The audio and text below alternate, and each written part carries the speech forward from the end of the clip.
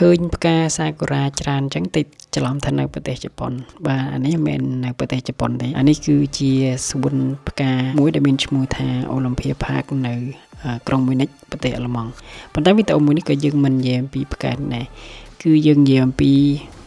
ប្រពៃណីខ្មែរយើងគឺយើងដឹងស្រាប់ហើយយើងចិត្តចូលឆ្នាំហើយនេះជាសកម្មភាពមួយចំនួនដែលពួកខ្ញុំនៅទីក្រុង Munich នេះដែលយើងមានខ្មែរប្រហែលជា80នាក់ហើយប៉ុន្តែខ្មែរ80នាក់ហ្នឹងអត់បានជួបគ្នាទាំងអស់គ្នាខ្ញុំស្គាល់តែ2-3នាក់ទេដូចជាក្រុមបងនេះដែលដើរជាមួយនឹងគ្នាអញ្ចឹងហើយសកម្មភាពរបស់យើងនេះគឺរំលបាំហើយយើងនឹងបរៀនខ្ញុំកំពុងតែរៀនដូចគ្នាប្រហែលជាអត់រៀនមិនចេះប៉ុន្តែហើយបងស្រីគ្នាគាត់មានឈ្មោះថាសវណ្ណារីហើយគាត់ជាកូនខ្មែរដែលគាត់កើតនៅអាល្លឺម៉ង់ហើយមកបានប្រកបខ្មែរចឹងដោយសារតែការស្រឡាញ់ចូលចិត្តវប្បធម៌របាំខ្មែរចឹងទៅគាត់ក៏បានចូលរួមរៀនសម្ដែង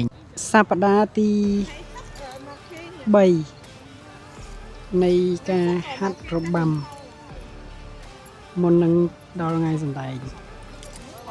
ហើយវាជាការល្អដែរដែលយើងមានសមាជិកតិចក៏ប៉ុន្តែយើងមានស្មារតីស្រឡាញ់វប្បធម៌របស់យើងចឹងសង្ឃឹមថានៅពេលដែលជនជាតិអាល្លឺម៉ង់នៅទីនេះគាត់នឹងបានឃើញការសម្ដែងរបស់យើងគាត់នឹងដឹងច្រើនពីប្រទេសរបស់យើង